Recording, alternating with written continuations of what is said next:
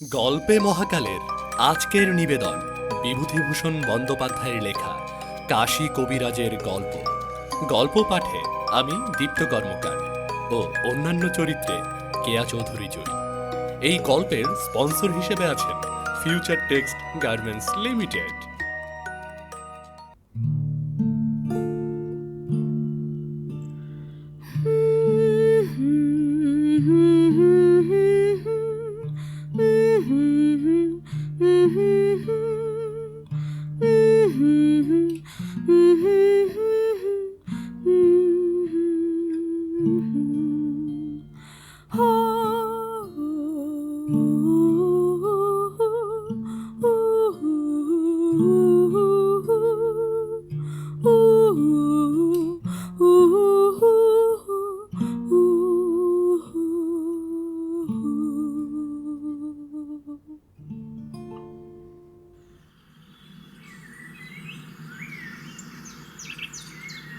আমার উঠোন দিয়ে রোজ কাশী কবিরাজ একটা ছোট্ট ব্যাগ হাতে যেন কোথায় যায়, জিজ্ঞেস করলেই বলে, এই যাচ্ছি সনকপুর, রুগী দেখতে ভায়া। আরেকদিন বলে, নৌহাটি যাচ্ছি রুগী দেখতে, সেখান থেকে শ্যামনগর যাব। সেখানেও আপনার রুগী আছে বুঝি? সব জায়গায়, কলকাতায় মাসে 2 বার যেতে হয়। আমার হাসি পায়। কাশী কবিরাজ আমাদের গ্রামে বছরখানেক আগে পাকিস্তান থেকে এসে বাসা করেছে। জঙ্গলের মধ্যে একখানা দোচালা ঘর, আম গাছের ডালপালায় ঢাকা। দিনে সূর্যের আলো প্রবেশ করে না। ছেঁড়া কাপড় পরে কাশী কবিরাজের বউকে ধান সেদ্ধ করতে দেখেছি। এত যদি প্রসার, তবে এমন অবস্থা কেন? একদিন আষাঢ় মাসের মাঝামাঝি আকাশে ঘন মেঘ এসে জমল। বৃষ্টি আসে আসে।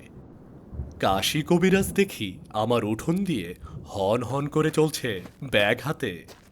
ডেকে বললাম, ও কবিরাজ মশাই, শুনুন শুনুন, কোথায় চললেন? বৃষ্টি আসছে। কাশী কবিরাজ আমার চণ্ডী মণ্ডপে এসে উঠে বসল। একটু রানাঘাট যেতাম, ওই ট্রেনে রোগী ছিল। কে রোগী? একজন মাদ্রাজি, পা ফুলে বিরাট হয়েছে। সব ডাক্তার জবাব দিয়েছে। 3 বার এক্স-রে করতে গিয়েছিল। আমি বলেছি, ওসব এক্স-রে টেক্স-রে আমার সঙ্গে লাগবে না বাপু, আমার মুখই এক্স-রে।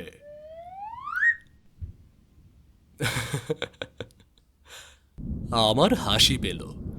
নিজের যদি অত গুণ, তবে দোচালায় বাস করে কেন জঙ্গলের মধ্যে? লম্বা লম্বা কথা বললেই কি লোকে তোমাকে বড় কবিরাজ ভাববে? দাদা, একটু চা খান? আচ্ছা ঠিক আছে ভাই, বৃষ্টি এলো, একটু বসেই যাই। দাদা, আপনার সমৃদ্ধি বোধহয় বেশ বেড়েছে, তাই না? বাড়বে কি ভাইয়া, বরাবর আছে। আমার তান্ত্রিক কবিরাজি যা কেউ সারাতে পারবে না, তা আমি ঠিকই পারবো, বুঝলে? বলেন কি? এই জন্যেই তো আমার এত পসার, শুধু ঝাড়ানো আর কারানো।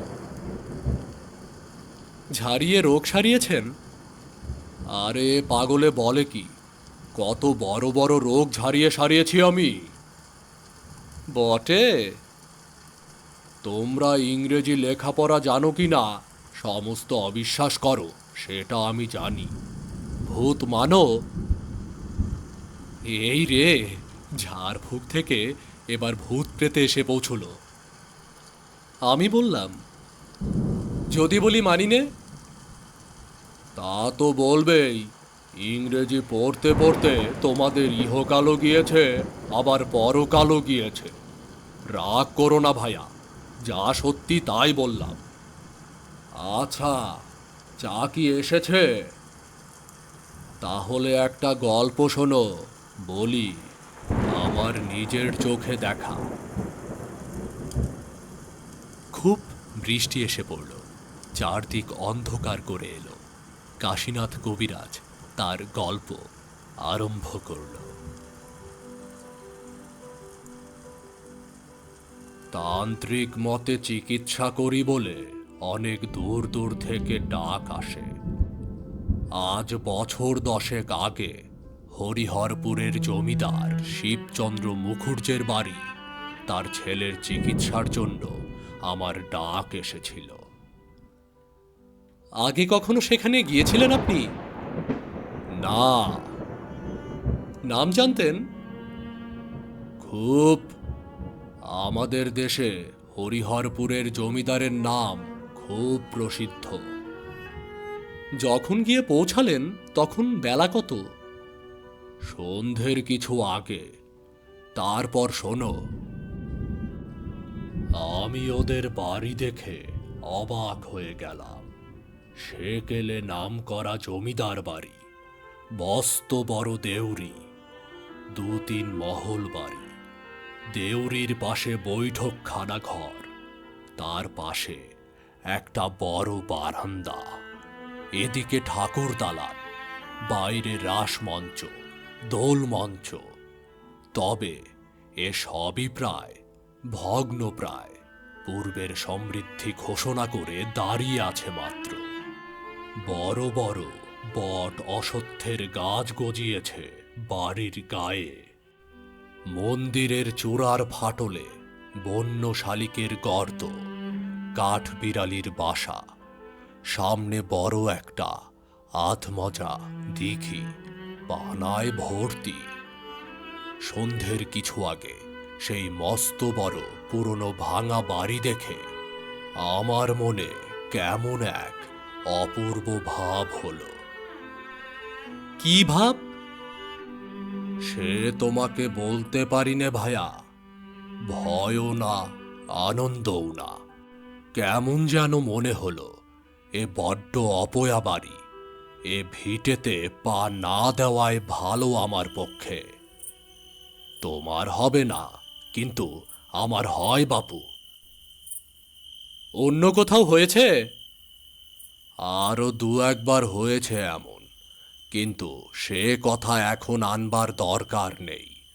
তারপর বলি শোনো। তারপর আমি সেখানে গিয়ে রোগী দেখলাম।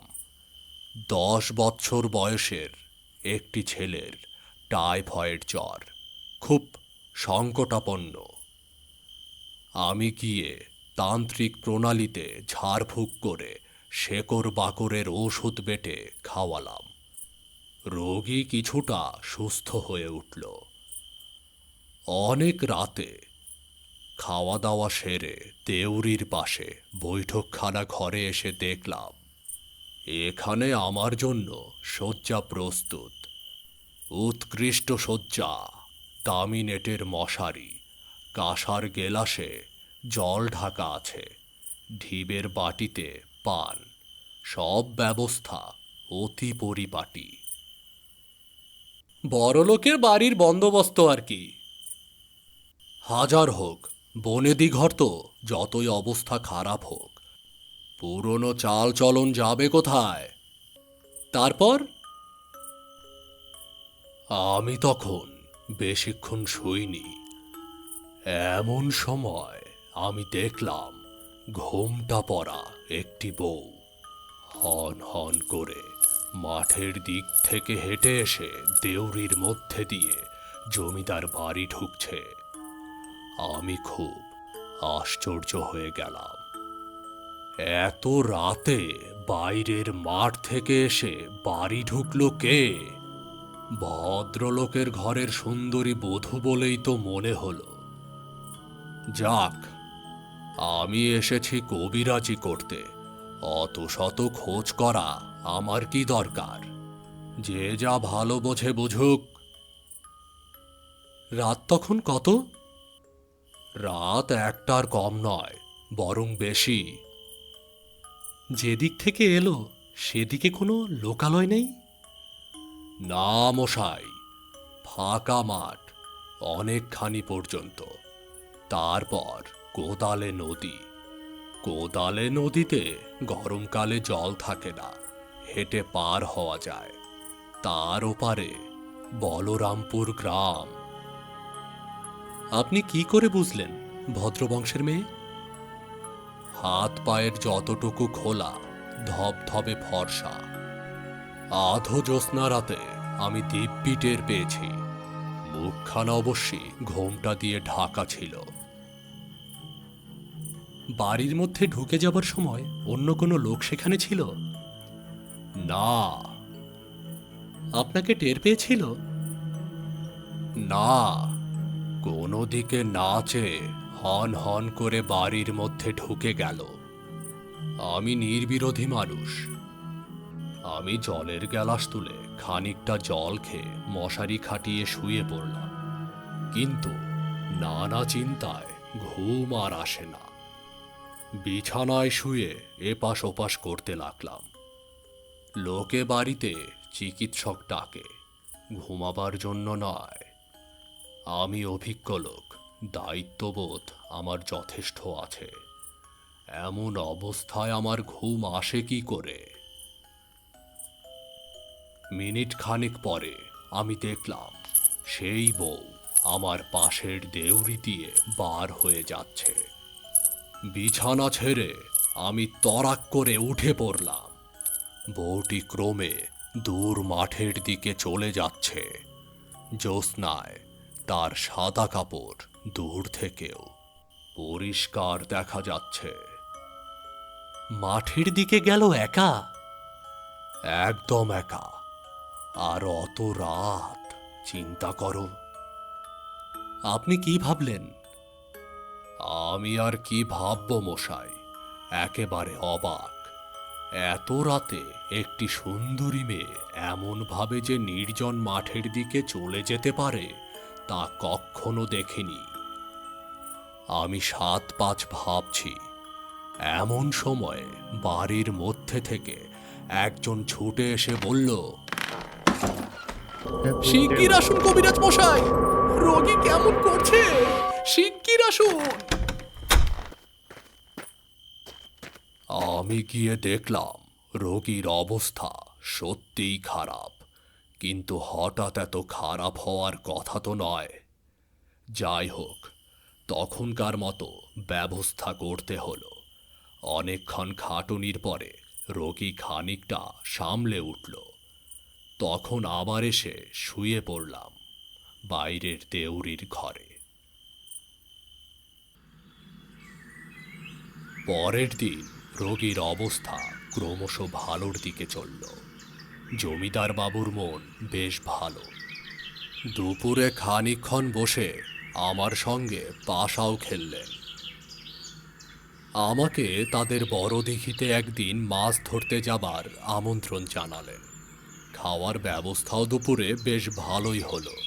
মাছের মুড়ো, দই, দুধ, সন্দেশ ইত্যাদি। আমি তো খুব খুশি। জমিদার বাবু বেশ প্রফুল্ল। সেই রাতে একটা অদ্ভুত ঘটনা ঘটল। এমন ধরনের ব্যাপার আমি কখনো কল্পনাও করতে পারিনি। রোগীর অবস্থা বেশি ভালো থাকার দরুন সেদিন আর বেশি খাটুনি ছিল না আমার। সকাল সকাল খেয়ে দেয়ে শয্যা আশ্রয় করলাম, কিন্তু ঘুম আসতে দেরি হতে লাগলো। কোথাকার ঘড়িতে 1টা বেজে গেল টং করে। ঠিক সেই সময়ে আমি দেখলাম সেই ঘোমটা পরা বউটি দেউড়ি দিয়ে ঢুকে অন্দরের দিকে চলে যাচ্ছে। আমার বড় বিস্ময় বোধ হলো। কি সাহস মেয়েটার! এত রাতে মাঠের মধ্যে দিয়ে চলে আসতে ভয়ও কি করে না তার? মিনিট 15 কেটে গেল, কি 20 মিনিট হবে। তারপর আমি স্তম্ভিত হয়ে দেখলাম বউটি ওই ঘরে এসে ঢুকল। আপনার ঘরে? হ্যাঁ, একেবারে আমার সামনে। ঘরে আলো ছিল? বাড়িতে রোগী থাকার দরুন আমার ঘরে সারা রাতে একটা হারিকেন জ্বলে। ঘরে ঢুকে মেয়েটি মুখের ঘোমটা অনেকখানি তুলে আমার দিকে চাইল। বেশ সুন্দরী মহিলা, দেখলে সম্ভ্রমের উদ্রেক হয়। এমনই চেহারা। সে আমাকে বলল, তুমি এখানে থেকো না, চলে যাও এখান থেকে। আমি বিস্মিত হয়ে মেয়েটির মুখের দিকে চেয়ে বললাম, আপনি কে মা? আমি যেই হই, তুমি এখান থেকে যাবে কি না? মা, আমি কবিরাজ, রোগী দেখতে এসেছি। আমার কাজ না সেরে আমি কি করে যাব মা? তুমি এ রোগী বাঁচাতে পারবে না।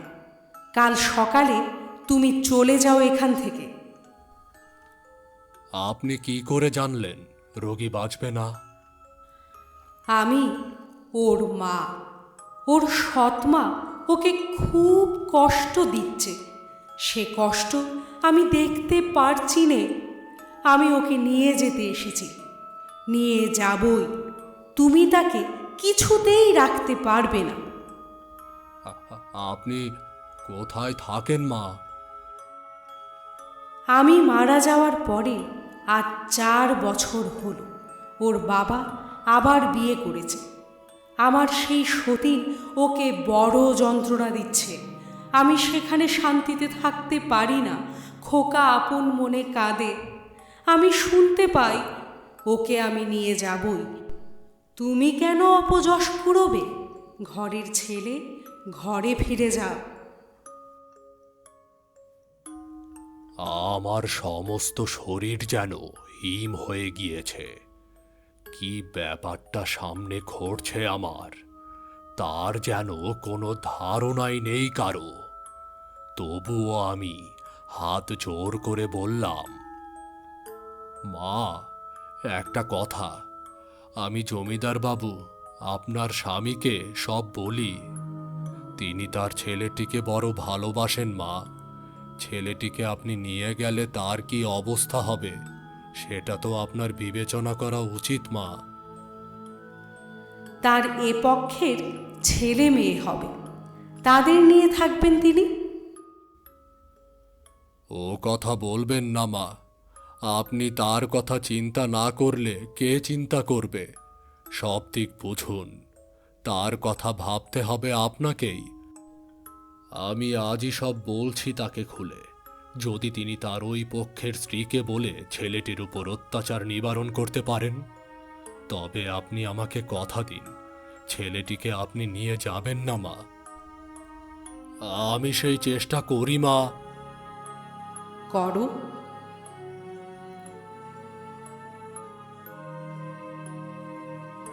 এই বলে মূর্তি অদৃশ্য হলো না, কিন্তু ঘর থেকে বার হয়ে দেউড়ি দিয়ে মাঠের দিকে চলে গেল। নিশীথ রাত্রের শুভ্র জ্যোৎস্নার কুয়াশায় মিলিয়ে গেল। বলেন কি? হ্যাঁ মশাই। আচ্ছা, ওই মূর্তির কোনো অংশ অস্পষ্ট নয়? দিব্যি মানুষের মতো কথাবার্তা বললাম। আমার কোনো ভয় হলো না। একজন ভদ্র মহিলার সঙ্গে কথা বলছি তেমনটি মনে হলো। শোনো, মূর্তিটি অদৃশ্য হওয়ার খানিক পরেই বাড়ির মধ্যে থেকে আমার ডাক এলো। রোগীর অবস্থা খুব খারাপ, অথচ সমস্ত দিন ও ভালো ছিল। তখনকার মতো সুব্যবস্থা করে ভোরের দিকে আমি জমিদার বাবুকে বললাম, আপনার সঙ্গে আমার একটু কথা আছে, বাইরে চলুন। বাইরে এসে সব কথা বললেন নাকি? হ্যাঁ, গোড়া থেকে বললাম। এই যে আপনি যেখানে দাঁড়িয়ে আছেন, আপনার প্রথম পক্ষের স্ত্রী কিছুক্ষণ আগে সেখানে দাঁড়িয়েছিলেন। বিশ্বাস করলেন সে কথা? কেঁদে ফেললেন, বললেন, আমি জানি, আমি এই অসুখের সময় ওকে ওই শিওরে দাঁড়িয়ে থাকতে দেখেছি একদিন। আমি জানি।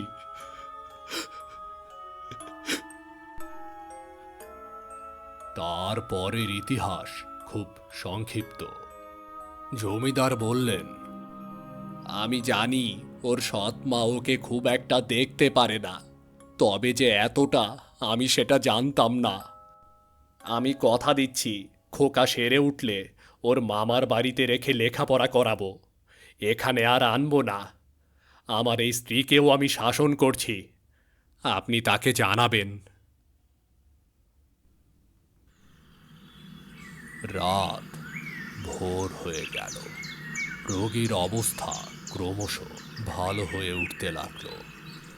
11 দিন পরে আমি আবার পথ্য নিয়ে গেলাম রোগীর বাড়িতে। ওর বাবাকে বললাম,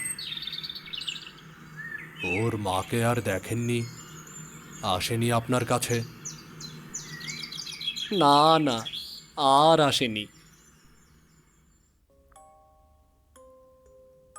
ধন্যবাদ সবাইকে যারা এতক্ষণ ধরে গল্পে মহাকালের গল্প শুনছিলেন। গল্প কেমন লাগলো অবশ্যই কিন্তু আমাদের কমেন্ট করে জানাবেন। আর কোন ধরনের গল্প শুনতে চান সেটা জানাতেও কিন্তু ভুলবেন না। আমাদের চ্যানেলটির নাম গল্পে মহাকাল।